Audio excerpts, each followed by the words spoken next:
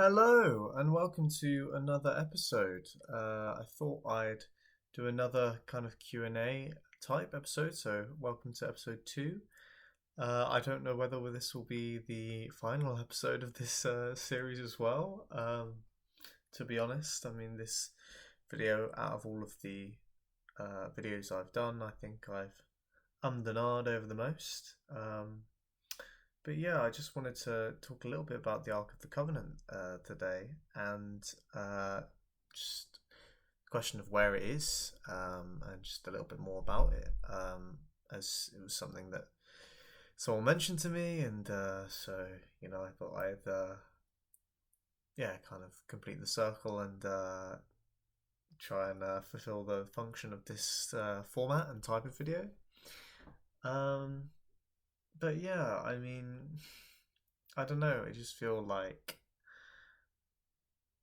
yeah, that things are changing, and I don't want to get stuck in a particular format either. I don't think. I'm not sure exactly where this is going. Maybe I'll continue. Maybe I won't. But yeah, I just get the sense that uh, this kind of format of the kind of dialogue, not a dialogue, just me speaking and trying to compile different dialogues I've had. I just think that this might be the last of those. So before we get too sidetracked here, yeah, just to bring it back to the arc and trying to think about the relevance of that to kind of events that are currently happening in the world and how it can be a lens through which to view history, and the way that people interact with the divine, and just again the way in which I would see this object and these stories, trying to offer some kind of a perspective that I have found helpful, and in which I'm continuing to come towards as I kind of uh, as I question everything that I once knew, that I was raised in, that society around me presumes, and yeah, just dig back into the past and think about how it impacts the future and what's likely to happen. Although, of course, we never know what will happen, and it's always a mystery, um, and that's part of the fun, of course. But yeah, so thinking about the arc, I mean, I don't know how much people know about it. Obviously, concept of an arc, some kind of like something you put sacred objects in, right? It's similar to like the ark, Noah's Ark. It's like it's a box, like a safe box, like a safe, right? It's like you put precious things in there, and it's made of gold. And you can see here some painting of some people carrying it, and it's got these two angels on the top with their wings spread, facing each other. And well, we can discuss a little bit about that perhaps. But I mean, I think in all of this, a big part of the reason why I don't feel as comfortable spotlighting myself now is that I have also just found very good resources that I'll put into the comments of this video, of channels that I really heartily recommend, and I think do these topics far greater justice than I could. Much more depth and detail, and just rigor and format, and yeah, I think there's plenty of content, and I'll try and link to some that investigates like Jewish Kabbalah and how they might interpret things like the angels, the cherubim. I think they have specific names in rabbinic literature, the two cherubim that are meant to be on the Ark of the Covenant. So I heartily recommend checking all that stuff out. There's plenty out there on the internet. This is a great time for this. It's a renaissance for this kind of stuff, and it's much more freely accessible than it ever has been before, thanks to the internet and that the positive side of all this technological change, which has disconnected us from these stories, which make things so confused so often. But yeah, I mean, specifically the Ark. Within it, so the story goes, according to the canonical Bible, that you've got the Ten Commandments on those stone slabs, and also got the staff of Aaron, Moses' brother, and some manna, which is supposedly this kind of magical food that the Israelites were eating in the desert after they left Egypt when they were wandering around 40 years before they go into what was then called Canaan and begin a series of conquests that then are retold in the kind of narrative that's offered by the Septuagint, the the Bible as we currently have it, which was written during the Second Temple period. So, of course, inevitably, with the Ark of the Covenant, there to provide context, it's pertinent to discuss the temple because it's something which, when people when they weren't traveling around, when they weren't nomadic, so to move on to the setup of where it be placed when they were in one, resting rather than continuing to walk. They originally had a tabernacle, which was a kind of precursor to the temple. This is at a stage when the Israelites are effectively nomadic for a period. They've left Egypt under the guidance of Moses, who is a Israelite boy who was, so the story goes, raised in Pharaoh's household, so he would have been educated on all of that culture. So it's interesting to think there about the influence of Egyptian culture on Judaism, and similarly with Babylon, the two kind of most well remembered exiles that people have experienced, and the scars of which arguably persist to this day. For not just any one people group, of course, but just I think that is especially pertinent today. Just thinking about the way in which history people think is thousands of years ago, but those decisions that people made then and the conflicts that they had are still reverberating now, in the way that different people identify themselves as a descendants of a particular mythical figure, and different interpretations of the story, and how those differences arose as a result of kind of geopolitical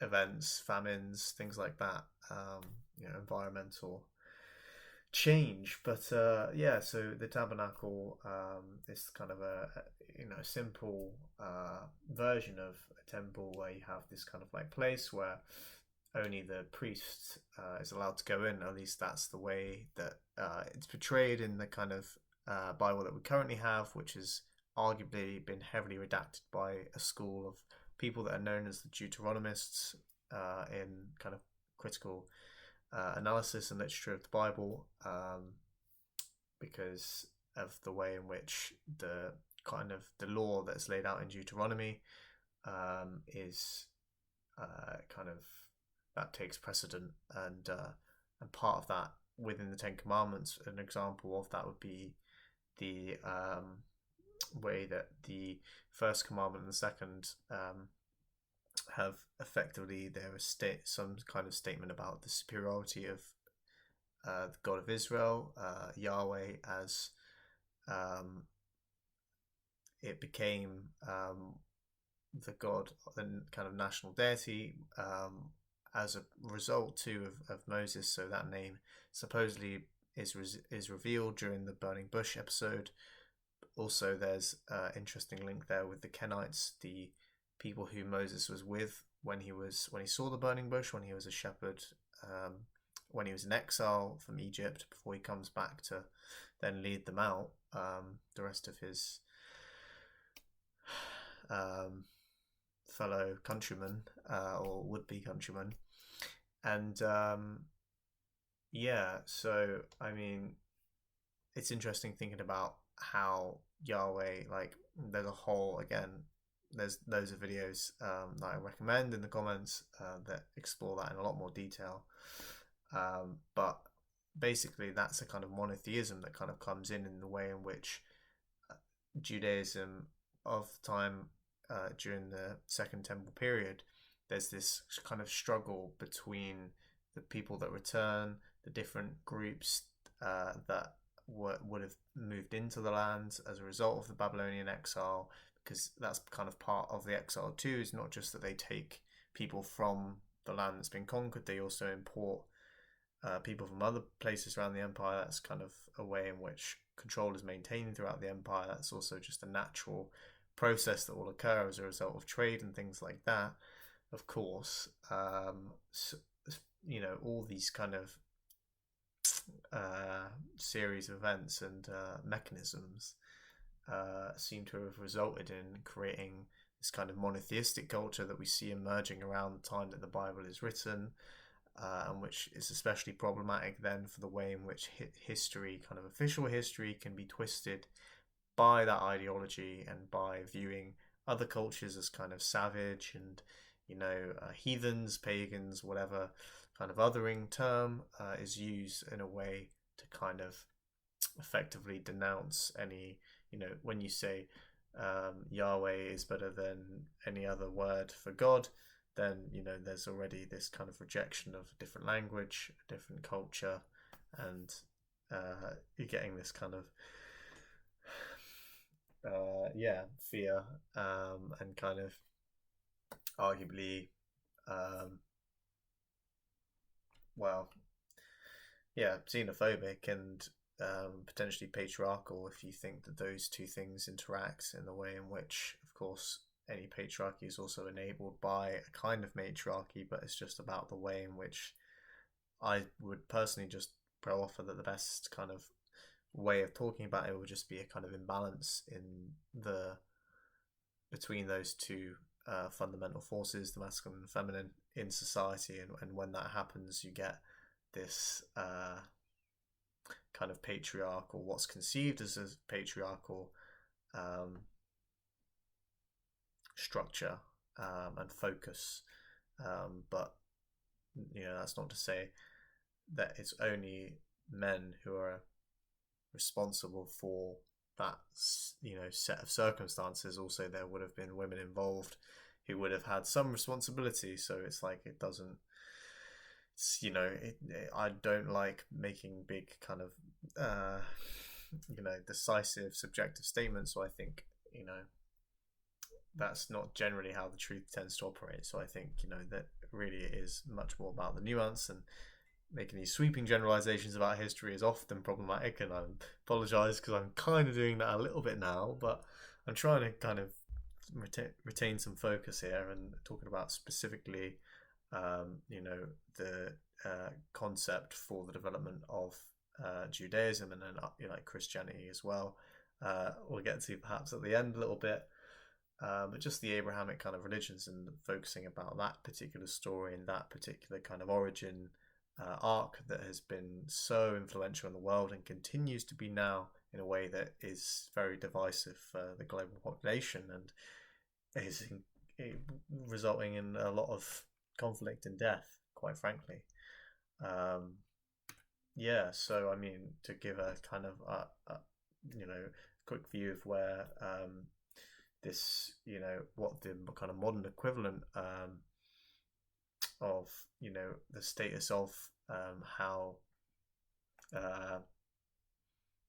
this idea of like there being a temple, there being some kind of holy object or place where kind of God is centered, that gives one particular people group some kind of unique access to God. I mean, that's how it's of course talked about in Indiana Jones film. It's like they think of it's like a way to talk to God or something, and then they get all the obviously doesn't go well for them at the end, the Nazis, but I mean that's obviously a kind of famous fictional account of it, and in that account the ark's obviously in Egypt, so you might have clicked on this video thinking, oh, is he going to say a location? Is he going to say it's in Egypt? Is he going to say it's in Babylon, carried away? Well, maybe I shouldn't give that spoiler away just yet, but to think about when it was in the temple, to kind of start from the beginning. So I've talked about how it was in the tabernacle, the Ark of the Covenant, originally, and that was, when it was kind of made in the desert. It was supposedly ordered by Moses. God tells Moses to make this ark, and store these objects in it, and then in this way that I think, I mean, for me personally, I think it's just another way. It's those objects as well are ones in which, whether or not the ark would have actually been made by Moses, to me kind of isn't really the point, because I think the point is more that the ark can kind of contains some of the objects which are the key kind of parts of the story of Moses, and how the Israelites kind of come out of the bondage in Egypt and undergo the Exodus, and then kind of forming as a nation, and how they rely on God, and well, also have that Egyptian heritage. Arguably, if you think that, as I am open to the idea that some of the Ten Commandments are based off of kind of ideas that would have been found in Egyptian stories, Book of the Dead, things like that. Again, there's way more scholarly people out there that can talk about that for a lot longer than me, but yeah, so it was in the first temple as well. So the first temple was the one which was built by Solomon. So once you get the conquest of Canaan, and then the foundation of like a state known as Israel, which, I mean, the dates of this are all kind of debatable, but it's basically, I believe, around the Bronze Age. So you're thinking, I don't know, at least like 1,000 years BC, let's say, somewhere around there. But so the second temple being rebuilt is in around 600 BC. So that kind of gives you a bit of an idea of the time frame.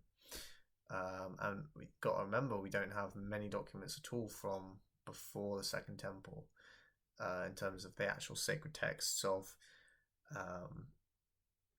the Jewish people, but we do have some parts of the text that we know are older, because they have older letters, and or older kind of forms, particularly songs, as well, in Exodus, Deuteronomy. I mean, with all these things, I think it's very interesting. A lot of people often worry, or it's funny, you get both sides of it. You get the people, the like fundamentalist Christians, who take things very literally, or members of any Abrahamic faith, who take it very literally, the sacred texts, and they would say that it's like discredited in some way, because if just like an atheist would say that oh, it didn't literally happen, so that's it either literally happened or it didn't, and either like you accept that like the miracle is possible, or it didn't happen, kind of thing. And I think that, I don't know, I just try and find some kind of like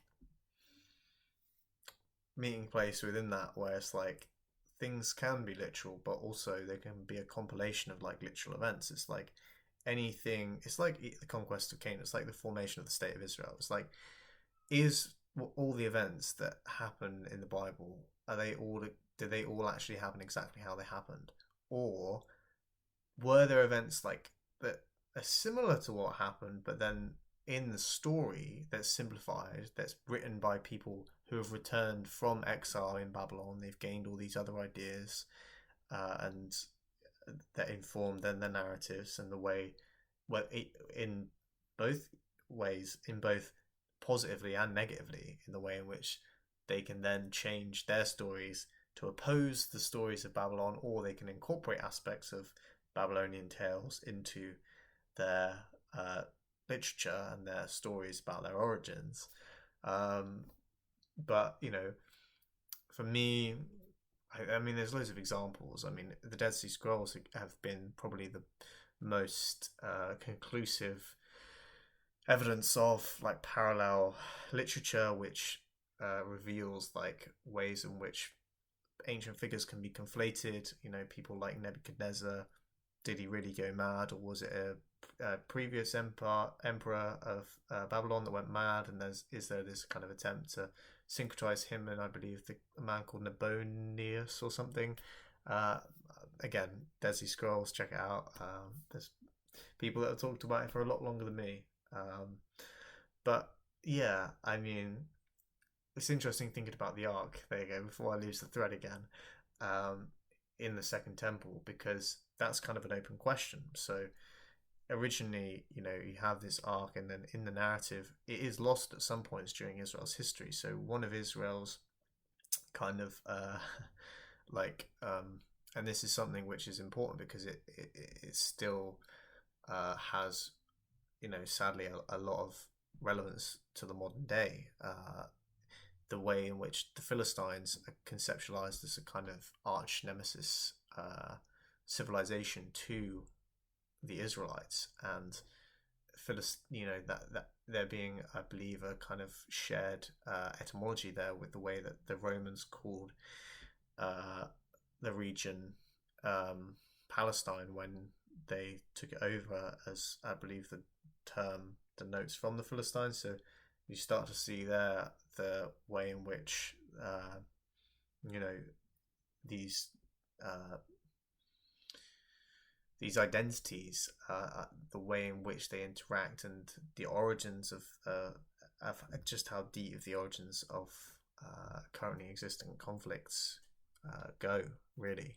And you know, in the way that the Bible conceives of the Philistines, they even describe them as, you know, have people like Goliath, who's like a giant, right? The Nephilim, these kind of mythical, like non-human people that is a way of justifying the genocide. It's like, well, you can kill them all because they're not even human, right? They're these like Nephilim things or whatever, and that's a very powerful, you know, device. And there's a lot of people that still believe in the world that that was legitimate. I mean, it's very interesting to think about. If it was just propaganda, as you know, potentially is a possibility, one must at least have to admit there is a possibility that it is kind of a rhetorical device that's used to demonize a specific kind of people group that is a regional competitor to some kind of power structure, some kind of community.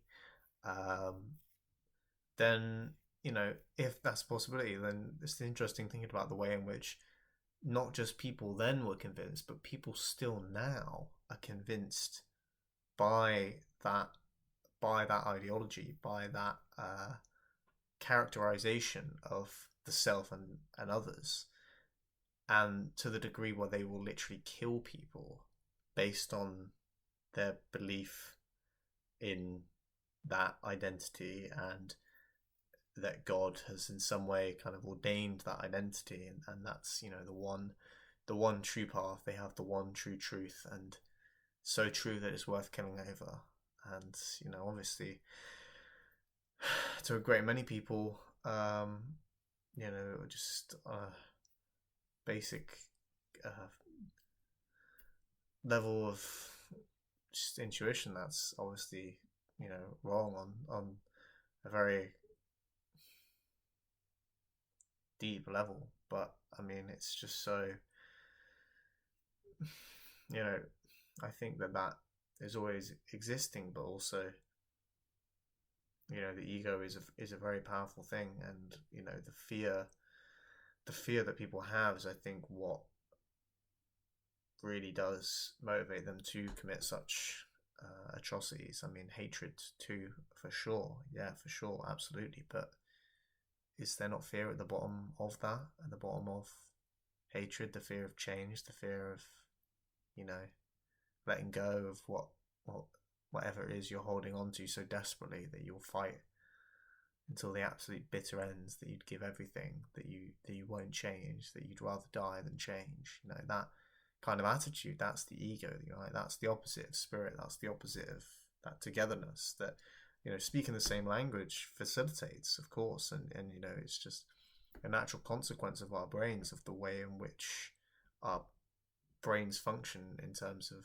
like pattern recognition and learning things and mirroring things that people that are different to us and we can't relate to in it as quickly or easily, then conflicts do sadly rise, and in this, particularly in right in the middle of the world, in the middle of the Middle East, you really do is such a hotspot for all these different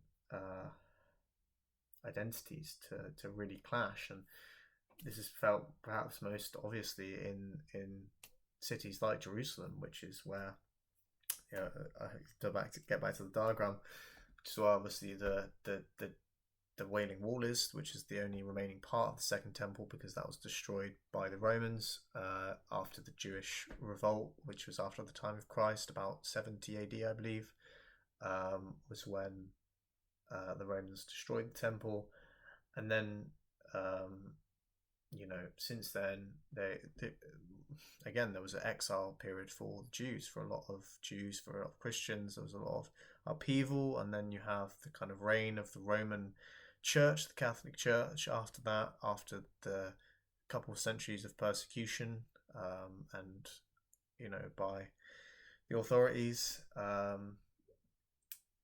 by the emperors, until they converted, so to speak, in their, if we take them at their word. But yeah, so I mean, right now, obviously, when the Jews were in the Roman Empire, you get, I mean, this is such a whistle-stop tour of history, but the Roman Empire, you get this fracturing, you get the East and the Western, you get this kind of Byzantium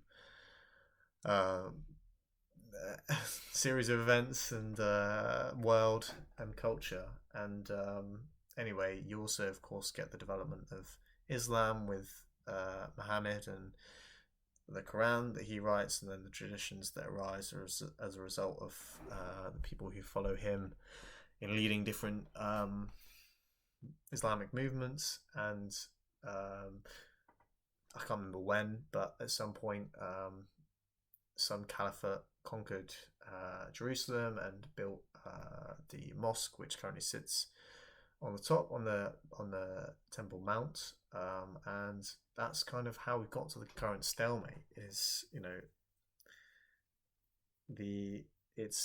after the Romans, it's then became Islamic, and now we're entering a time when there has been a Jewish state now for a number of decades in the region, and Jerusalem has always been contested, and that's always been the thing which has ended up, when it really gets down to it in the peace process. I mean, of course, there was other things too, like the settlements, the West Bank, and things like, and a variety of other things. Of course, this is by no means the only issue, but one issue which has always, like, a compromise has never seemed quite within reach, is over the status of Jerusalem, the Temple Mount, and whether there should be a mosque or a temple there, because obviously there's a lot of Jews that believe that there needs to be another temple, and there are movements that are actively working to create that, and there have been various kind of political statements or moves made by different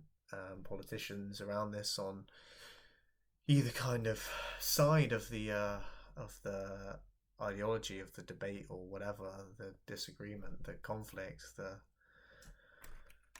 whatever you want to call it. But it's just interesting thinking about the way these different power structures kind of interact. And look, I don't by any means, I'm trying to kind of, in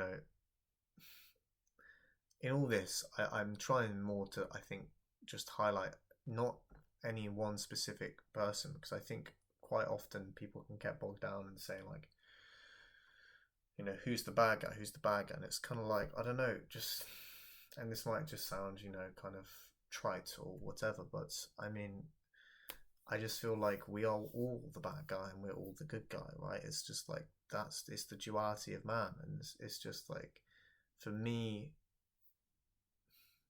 I mean, particularly in the conflict around the temple, I think that the same, it's kind of like both kind of the people who really want a mosque, or the people who really want a temple on the mount, they're kind of both,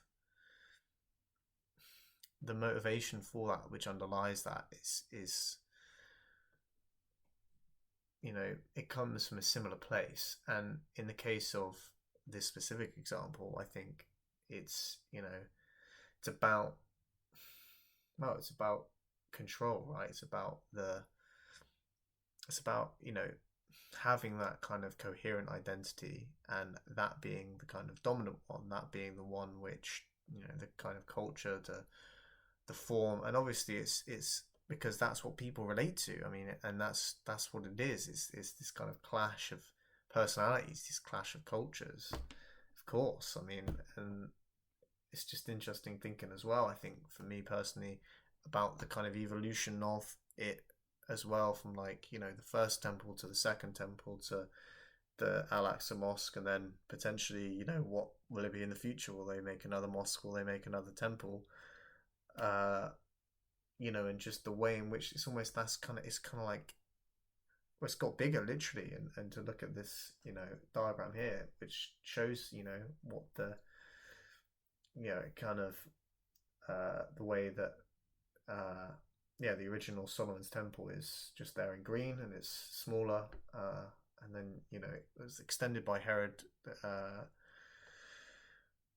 after they built the second temple. And just the way in which, for me, it's there's an element of centralization to it, and there's just this element of, because in the original temple, in Solomon's temple, you know it's it was very different, not least because of the fact simply that there probably wasn't only a temple in Jerusalem.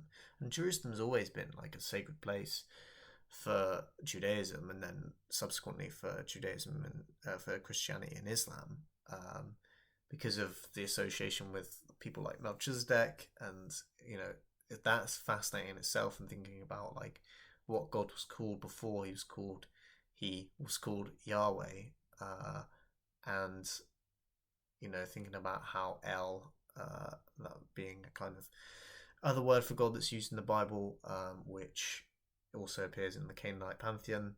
How about thinking about how that interacts with the way in which the narrative of Jerusalem is kind of, I don't know, it just seems like this kind of sore almost, that is kind of currently, it just keeps on being picked at, and it's a scar that can never quite heal, because it's almost like, for me personally, I think anyone that believes in this monotheism, this idea that there's just one God, it's my God, and this is the way we worship God, in this specific way, in this building, in this very kind of quite enclosed space, in this way that can be subject to control, because it enables, people decide what artwork's allowed in there and not, and things like that, and what goes on and what doesn't, what the structure is. All those things, they're just limitations. They can also be helpful too. There's rituals which people find helpful, but just the rigidity that tends to come along with this, and especially the exclusion as well, and the looking down on people who have different practices, like, that's something which really seems to be entwined with the temple, and this idea that there is one place where you should go to worship, it's this place, and this is how you do it, rather than it being this kind of spontaneous thing, rather than it being this personal thing that you have your own kind of cult objects, you have your own kind of what the Bible might call an idol in your home, which you'll kind of you'll and it's understandable why the kind of idea of like idolatry being bad, it makes sense obviously on an implicit level, because it's like, don't worship it as if it is the thing which has all power over your life. But that's not necessarily the way that people have to use or think about other gods, right? And or other objects, or anything. If you have, for example, a plant, you might think, well, this plant is it's something which gives me life, it's something which I have some kind of bond with it, it's generating electromagnetic fields, it's generating photons, things like that. It's a living being, right? And that's especially interesting thinking about Asherah poles, which are one of the main kind of issues and conflicts which arose around the temple, because a lot of kings in ancient Israel, even according to the canonical Bible, put Asherah poles, which some kind of wooden figurine, probably some kind of nature-based thing, in the temple next to the ark in the Holy of Holies, next to the altar. And we also know that other temples around, which I'll touch on in a minute. Well, yeah, to get a quick pickup here, it's you know we found that there was like two altars there, and that's very interesting. Thinking about the way in which that multiplicity is that kind of enabling of this multitude of belief and expression of belief to take place. And so this is in Tel Arad, where this shrine was found, which is somewhere that's, I can't remember if it's more northern. I believe it was more northern than Jerusalem. Don't quote me on that, because it could be a different direction entirely. But point, which is interesting to me, besides also the fact that cannabis resin was discovered in the incense bowls which were used here, which suggests that it was the ingredient which was used in the incense cannabosum in Exodus, rather than it being something else, as the Greek Septuagint would have us believe, which again I think shows how the knowledge has been lost, as language has been lost, and there's been this centralization and standardization of power, and a lot of these ancient documents and other languages have vanished mysteriously into the ether and secret hidden libraries perhaps.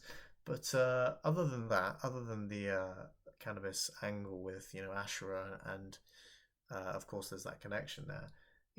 The fact of the two temples and just this kind of image of the two gods. I mean, it's interesting. There's many ways in which that kind of dynamic has been seen as problematic within Judaism. There's also, I just watched a long video about Metatron and how that idea plays out again with literature like 3 Enoch. And that kind of Enochian literature, which is found in the Dead Sea Scrolls, which there were Jewish sects such as the Essenes who would then go on to influence Christianity and seem to be related with certain texts, and people like the Mandaeans also would suggest there's some kind of overarching link between these communities and ideas. But yeah, with Asherah, specifically, that seems to have been the kind of primary kind of like, well, I think she's first described, they found like inscriptions, very old inscriptions, where she's described as the consort of Yahweh, so like his wife, right? It's like there's this kind of, it's like a mother father husband wife set up, and of course you get similar ones with other ones, like with El.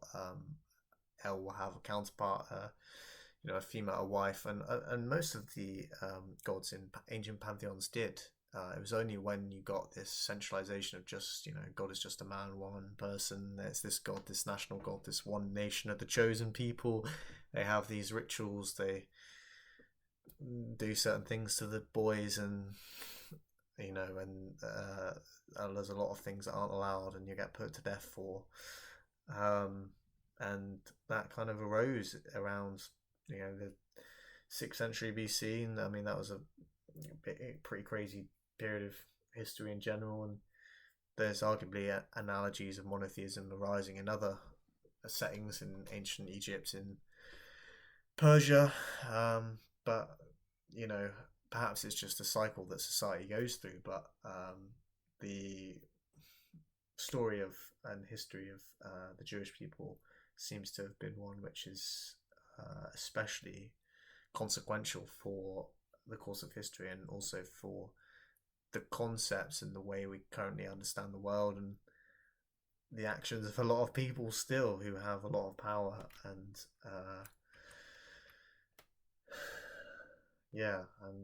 a lot of hidden knowledge perhaps. And I mean, so, well, I mean, yeah, here's the next picture of, this is, I mean, you might not recognize him, this guy called James O'Keefe. Just, I mean, it's not really massively important who he is, but only to know that this is taken at, supposedly, if it's actually real, at Trump's Mar-a-Lago home. And Trump is, I think, a very interesting figure talking about all of this and his current times and what could happen potentially if he, could potentially win again the presidency. And it's, why is Trump got this like gold replica of the Ark of the Covenant? And if you look at Mar-a-Lago, the pictures of it, there is this very kind of like Christian, like Jewish, angelic theme to everything there, which is quite odd. But it's interesting thinking about, of course, because the evangelical base that he has is something which has proved quite consequential in making him, well, have the presidency he wants and have the nomination for the other times potentially. Because this kind of movement seems to be, so it's what he taps into. And there's obviously debate about whether he actually believes it or not himself, but I think it's fascinating to think that he's gone to the lengths where he actually is, or maybe he's just got so much money or whatever, but, he's actually, and there's also stories of like he took part of, there's the whole thing about took the files back home to Mar-a-Lago and they got raided by the FBI. Well, one of the things that he also took, or amongst some of the things he took, was ancient objects from Israel. So it's interesting. There does seem to be this fascination or this link there with Trump personally, and of course within his family. His daughter is married to Jared Kushner, who's obviously Jewish, and he was influential in the negotiation for things like the Abraham Accords, I believe, and and things like the recognition of Jerusalem as the capital of Israel, and that was a very significant move, and potentially a move towards the kind of movement to build the third temple in the way in which and that's not, I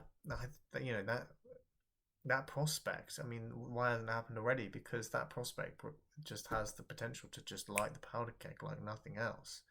Like, because it really is seen as the holiest like place, the origin, and all these ideologies, all these religions that have this kind of firm belief in this story and their version of the story being the accurate one.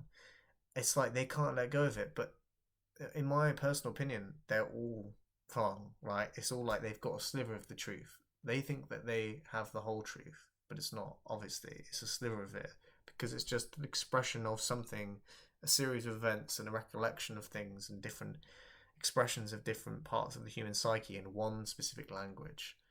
That's not exhaustive. Life, that's not like that. Reality isn't exhaustive. You can't just pin it all down and say, that's it, I've solved it, boom, done, put the world to rights. That's how everything works. It's this constantly evolving thing, and just when you think you've known everything, then you don't. And that's why Christ says, you got to become like children to enter the kingdom of heaven, because, and of course that kingdom is within, as also, as he says too, and as I've discussed before, because that's it's only when you question everything, when you go back to being a child, when you stop thinking, oh, I know everything, I know what's going on, you've got that big ego, then that's you're deluding yourself, really. You can't cling to those things because it's all just constantly changing. It's nothing is permanent like that, conceptually, at least. Perhaps there is something permanent, but if it is, I don't think it's that. I don't think it's the narrative that you might have about the world. That's certainly one which is constantly in flux, or it can be, at least, if you open yourself up to that. But yeah, I mean, there is this very strong movement of people who really, really, it's just the way in which identities become static and become doctrinal and become religious, and it's just the way that the human brain works. You just get in those habits, you teach your children those habits, and you just pass on the guilt, the trauma, all of the reasons. It's not all logical either. That's a very big thing to be aware of. A lot of it is emotional too, and just this sense that your ancestors have suffered in that way, and that reliving their, I mean, think about Passover, for example. That's just what springs straight to mind, like the ritual of that, and the way that Yahweh is kind of venerated as the figure which brings the Jews out of that time. It's like, that's a way in which people's emotions can be twisted by people who then offer them that figure and they say, yes, this figure, Yahweh, or whatever it is, I'm trying to abstract it to the more kind of deeper uh, mechanism that's occurring. That's what I'm trying to highlight in all of this. But the way that people, they know that their ancestors suffered, and they are grateful in some way, and they have a guilt as well that comes with that. The survivor's guilt, whatever you want to call it, like no, that they had such a bad life and mine so much worse. Then it becomes this kind of, that's a way in which sacrificial rituals can occur, as well as people who don't have a lot and so want help. And in that way, human psychology is just so vulnerable to manipulation by these people who know how to manipulate words, who know how to, especially the way in which associating with one God, and so and the attributes of that God, and the way in which they've the way that the monotheistic Yahweh kind of Deuteronomist strain goes, it tends to focus, I think, more on the judgmental aspect of God, more on the kind of wrath and you should fear messing up kind of thing. That's what's focused on, because that's very powerful emotion. Fear, it's very, very powerful. The only thing more powerful than fear is love, of course, love. But sadly, the only way, it's so hard to in the face of such fear, show such love, and even within oneself, to quiet that voice and to dare to risk it, and dare I say even turn the other cheek, and try to empathize even with the person that is trying to harm you, that is trying not to empathize with you. If that's it, that's the problem, that's the challenge of life, really. We'll all meet people that we don't get on with, that will come into conflict with, and this, how do we treat them with that? How, even to the point when they can do such unspeakable things. And I don't know what to say to that. I can't say anything to that. Only the individual themselves can, and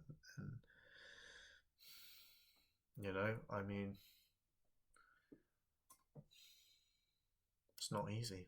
It's not easy, and that's why we are where we are, and that's why trauma can be transmitted through cultures for thousands of years. But each individual, I think, can change that. You have the power to transform yourself and the way you respond to things, and you can be the change that there needs to be and you want to see in the world, and that's what I try to do anyway. I don't know if that's helpful to anyone. And of course, some people think they're being helpful and they're not, and I don't know whether or not, as I say, Trump personally believes in this, re-establish the third temple or whatever, but there certainly are people that want it, and that believe that that's when the Messiah will come. And a Christian might say, the Jews are waiting for their Messiah, and that will be the Antichrist or whatever, and maybe there's something to that. But I think, I think that's not what's really the focus. And in the course of today, that's also interesting, because that's something which has changed even in the course of me making this video, and part of the reason probably why I wasn't this comfortable making it. So suddenly, after a lot of ongoing train of thoughts in my mind have kind of reached their conclusion, and I've been forced to the point of view that I'm now trying to articulate to you.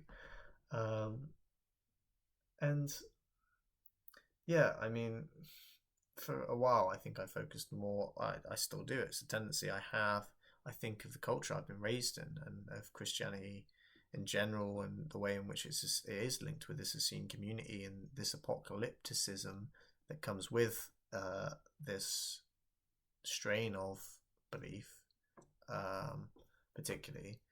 and is amplified increasingly, I think, just generally as society gets just more and more crazy, and we create all these circumstances that are not the way in which our brain and body are evolved slash designed. uh, and we're just faced with more increasing absurdities. But yeah, I mean, I think potentially there will be another temple, and potentially they will find the Ark. And look, who knows? Maybe it is in Egypt, and the Orthodox Church has it, or maybe it's buried beneath the mount because there's been excavations there. I mean, it's fascinating. Again, go check out some of the stories about that. The excavations that have been done potentially by the Templars ages ago when there was the Crusades, things like that, or even in the 90s or 80s or whatever, and yeah, just I mean, yeah, maybe it's there. Maybe Solomon buried it, and the Babylonians didn't cut it off. And but I don't know. It's possible. It's possible. I mean, anything is possible, really.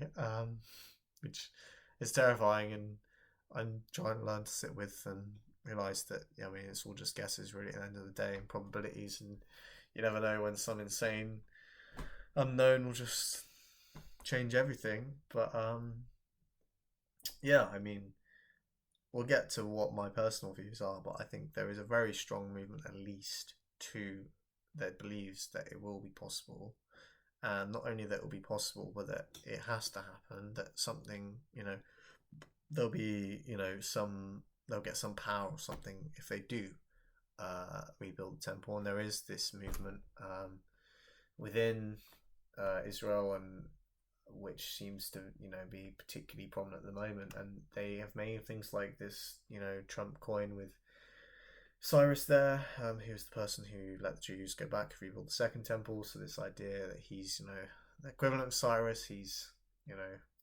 giving the Jews the chance to rebuild their temple. And yes, just I mean, they're just making a lot of preparations, getting all the articles, the animals. They've got a lot of that. Things are getting ready, and I mean, obviously, it's just very distressing to think about this in terms of the context of what's happening at the moment, and thinking about if the people who have been displaced as a result of the war that's occurring now, whether they'll ever be allowed back to their lands, or whether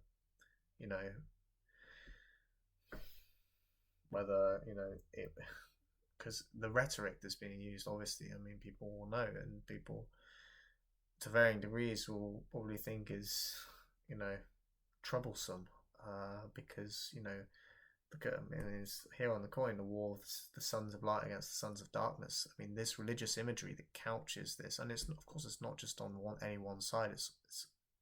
It's a very, sadly, yeah, religion is a big factor in that particular conflict, because it is, there's this notion that yeah, the sons of light against the sons of darkness. I mean, I'm sure that sentiment is shared by both sides, and that's the tragedy of it all, really, is that they can't see the light in each other. They just see the other as dark. But it's just an illusion, because darkness is an illusion. That's the thing about fear. It's all you have to fear is fear itself. Like, it's not all darkness. And I mean, personally, I believe that even in terms of thinking about like even would you risk your life or whatever, is this the only life? Is this the only life? Is death really darkness? Or if you jump into the darkness, if you don't resist it, if you don't run from it, will it turn out to be brilliant light, blinding light, light you couldn't see because it's just in parts of the spectrum that you can't see before, and I think if you look in the darkness long enough and you sit with it, then you will generally find that there's a cacophony of sound and rainbows in there, and things that are very precious indeed. And yeah, it saddens me greatly, and it saddens me very much how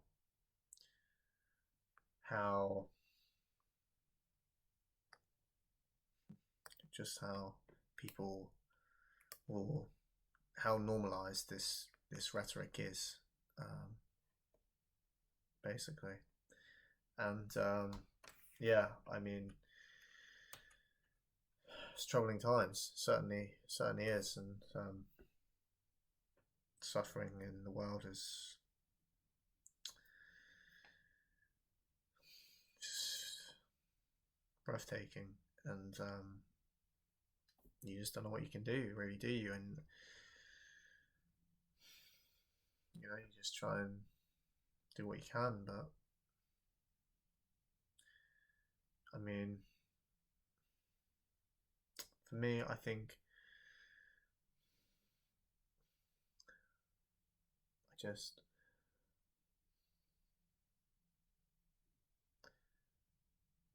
I just don't want to become too distracted by the stories that have been.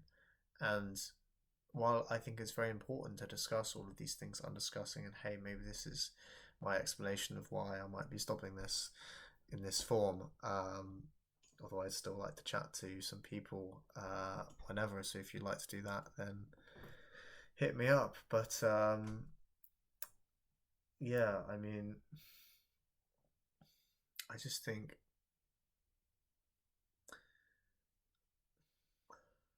well, it, it's like it's the distraction, and it's just like it just feels like we give it attention, and you've got to give it attention. You've got to give it some attention, but I think what can often you've got to also notice what's getting lost in this conflict. What's getting the fact that this is drawing my attention. What am I missing? What is the subtext to this which is being missed? What is the more ancient story that this constant wound picking is? Origin. Where did it start? What is the source of this? And I've talked a little bit about the how I think patriarchy and xenophobia like just that's a persistent dynamic that is a lens through which you can view social change and history, and thinking about the arc again, and where is it, and why is it significant, what's not just what's in there in terms of the history, but also thinking about between the angels, because it's not just that. I mean, there's also this sense that if you even touch it, or if you can't go into the room with it, right, in the temple there's the Holy of Holies, like I showed on the diagram, right in the middle. Only the priest can go in once a year. There's this kind of idea, well, yeah, there's this kind of like that's where the presence is, and again, I mean, I've talked a little bit about it. I'm trying to kind of skim over this here and just get, not beat around the bush, but yeah, I mean, here you go, got a explanation of, I think, an early appearance of the Shekinah, which is the presence of God, the female presence of God, the kind of angelic presence, which is between the wings of the angels, the golden angels on the ark. And you have also the an earlier expression of it where it says that Lord went before them in the day in a pillar of cloud, and then to lead them to the promised land, and by night is a pillar of fire to give them light. During the Exodus, during across the desert, and just thinking about the way in which that kind of feminine presence has been kind of concealed and behind the curtain, and how Christianity has an awareness of that, and Christ kind of tears the curtain to the temple in two, so it's kind of like the Holy Spirit's there for everyone, the Holy Spirit being this feminine part of God, the Shekinah, just the kind of Christian expression of the Shekinah. Or another phrase would be the Shabbat bride, as well, another female expression of the kind of presence of God, which is associated with kind of the Friday Shabbat period as well, which also has some kind of link to the feminine in both Jewish and Babylonian culture, I believe. And yeah, I mean, I think Solomon himself, he's a figure which he ends up worshipping Asherah, and later writers, of course, denounce that.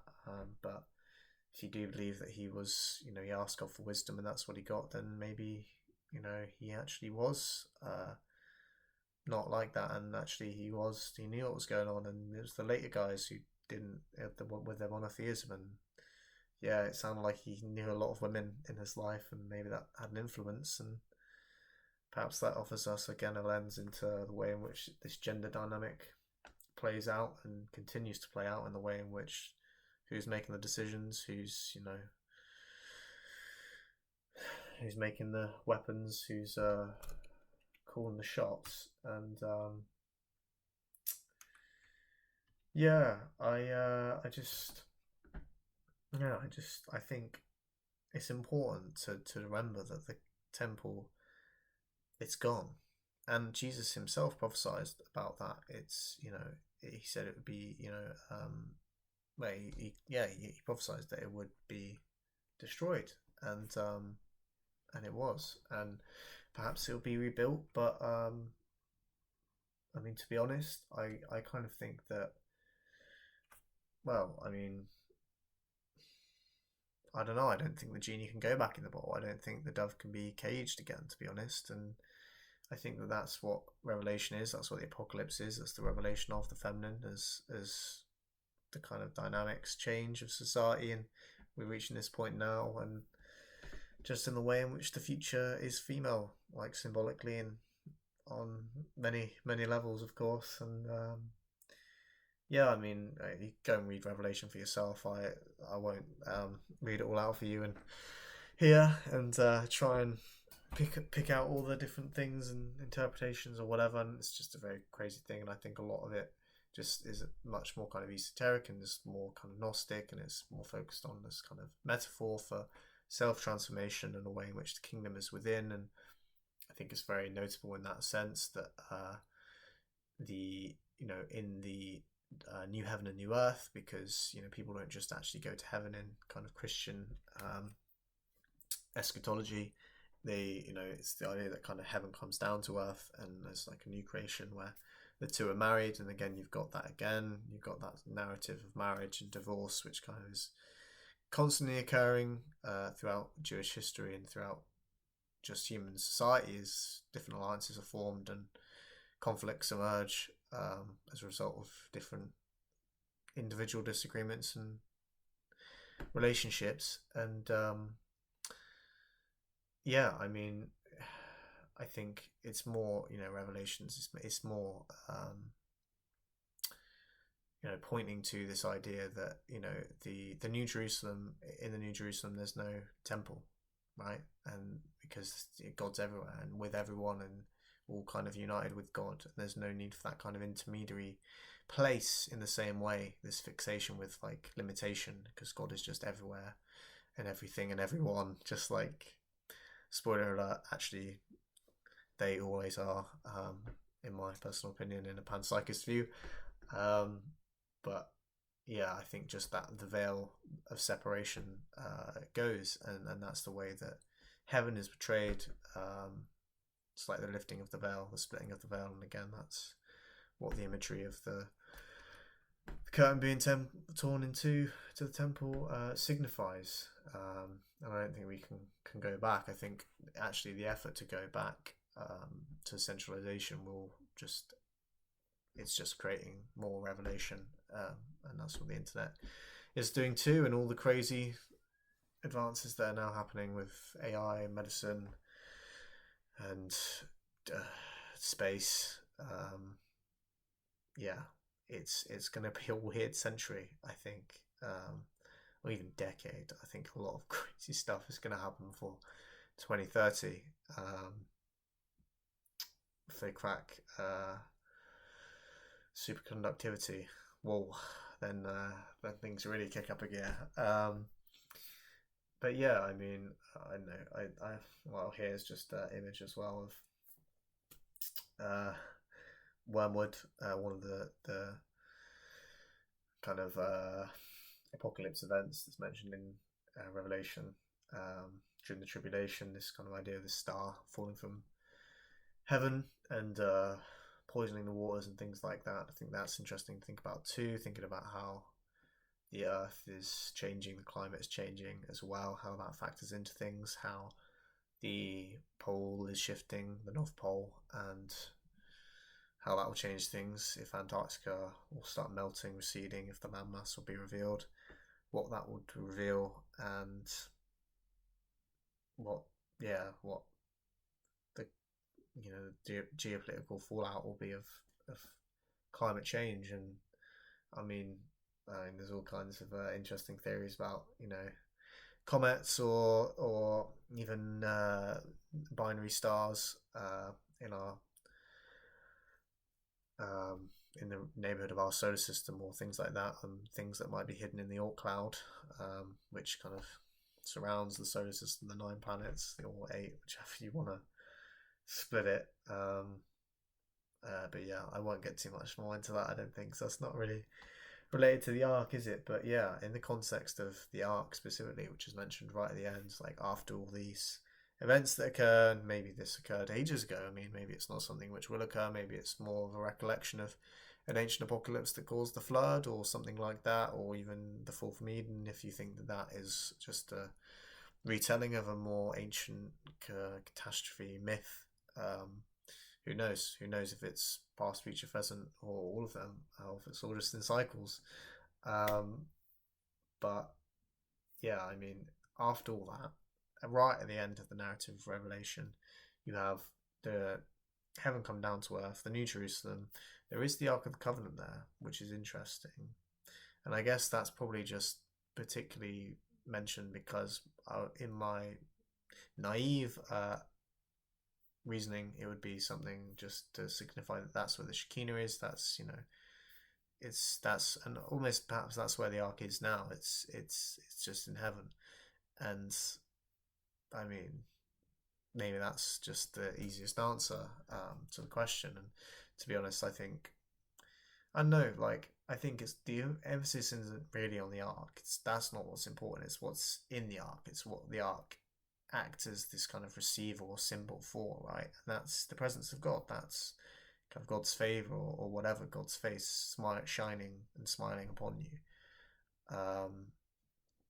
And I think that that is everywhere. I mean, that always has been everywhere, always will be. But I mean, yeah, so that's another way potentially in which saying it's in heaven is like it's accessible to everyone. It's, that presence is inside all of us. And you know that's the loss of this kind of actual gold object, which people think this is it, only one person can go and see this or whatever. Maybe that's actually it being not like that anymore. That's a symbol that we are living in this revelation time when the presence is available and to us all, and it's all there. We just kind of got to go looking for it. And I mean, maybe that's the way it's always been, but it's just the different stories we have, and when we still might only have some of the kind of official narratives, but increasingly we're getting access to the unofficial ones, and literature's being written, and history is being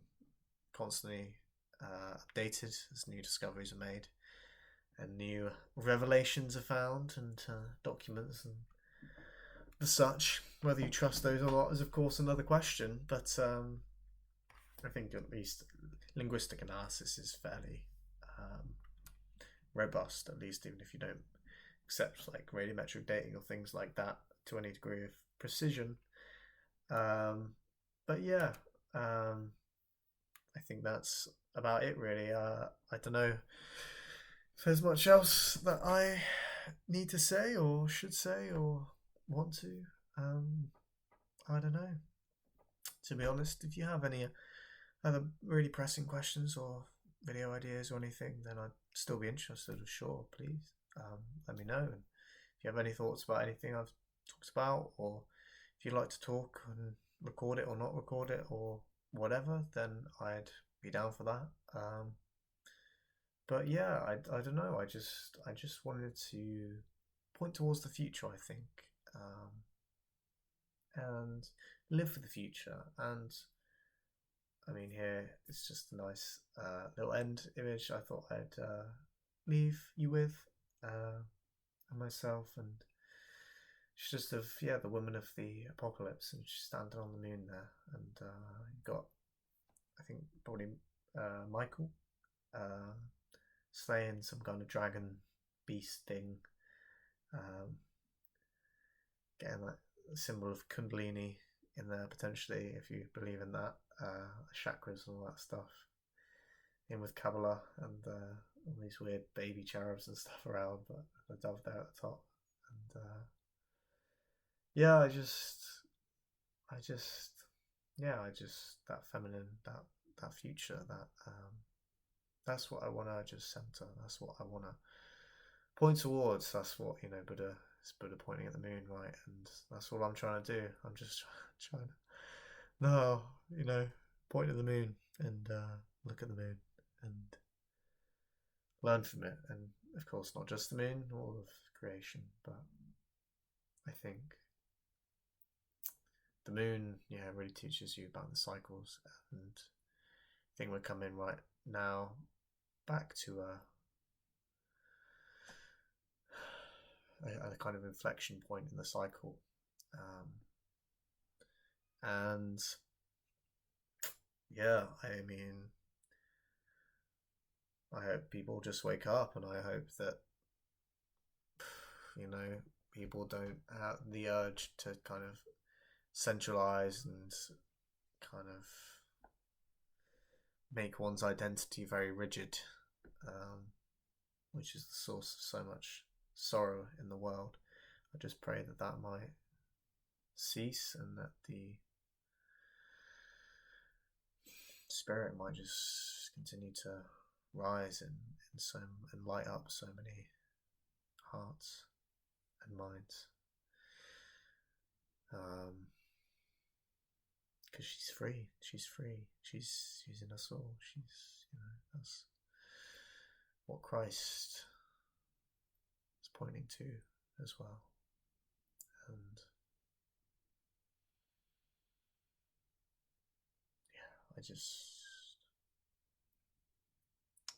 I don't know, I'm hopeful. I'm trying to be hopeful, at least. I think, for a while, I was, they're going to rebuild the third temple, or whatever. It's because it's self-fulfilling prophecy. I mean, but that's the thing. So I don't know, I'm just trying to not fall into the self-fulfilling prophecy trap, right? And you've got to give it some attention, but it's just like, how are you framing it? And how are you giving it your attention? And are you scared of it, or are you laughing at it? Not laughing at it as in like, well, however, I mean, I'm sure you know what I mean. Like, not like laughing at the horror, but laughing at the absurdity. And sometimes you got to laugh, sometimes you got to cry. Sometimes you've got to experience the range of human emotion. And yeah, I think it will be okay in the end. And however close we get to nuclear annihilation, I think it's not it.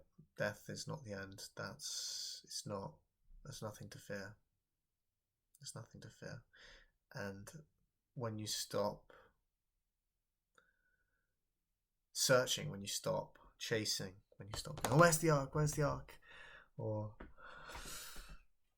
when's this going to happen? I don't know, I think that's when you really live. That's when you make those happy memories. And that's what I'm trying to do. And this has been fun for me, little series.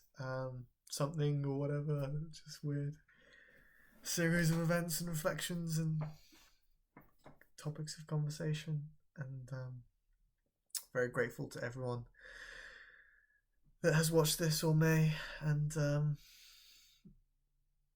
yeah, I don't know what else to say, really.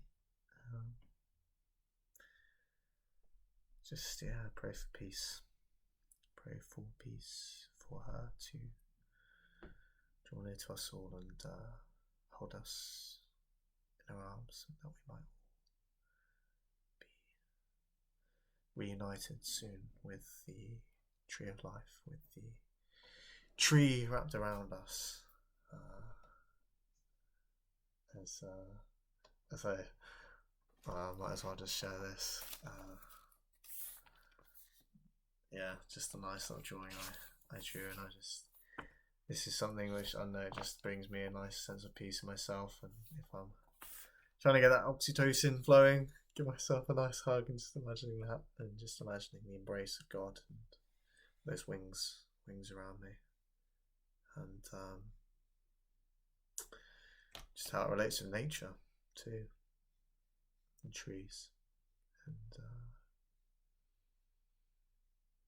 yeah, just well, yeah. I mean, it's just a cool little something that I like, and yeah, I don't know,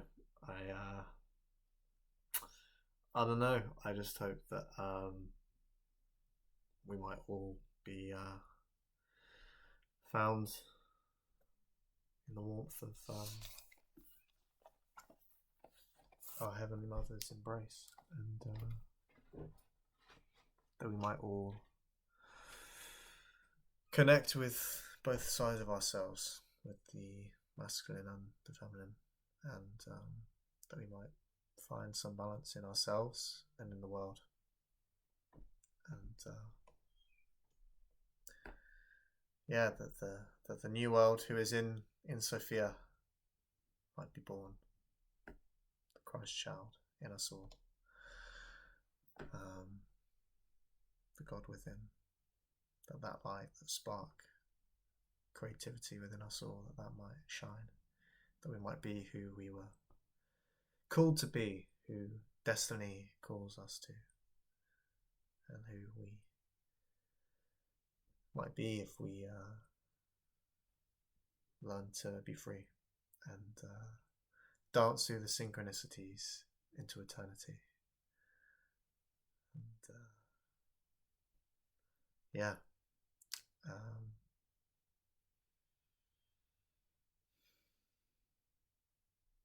thank you very much, and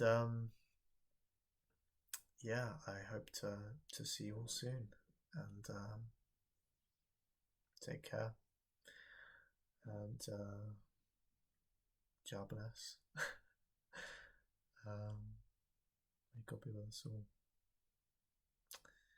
in every form, and may yeah, the Spirit find a temple in us all. May we be transformed by the renewing of our minds and the openness and love for each other and ourselves. Thank you, God. Oh, I don't know what to say.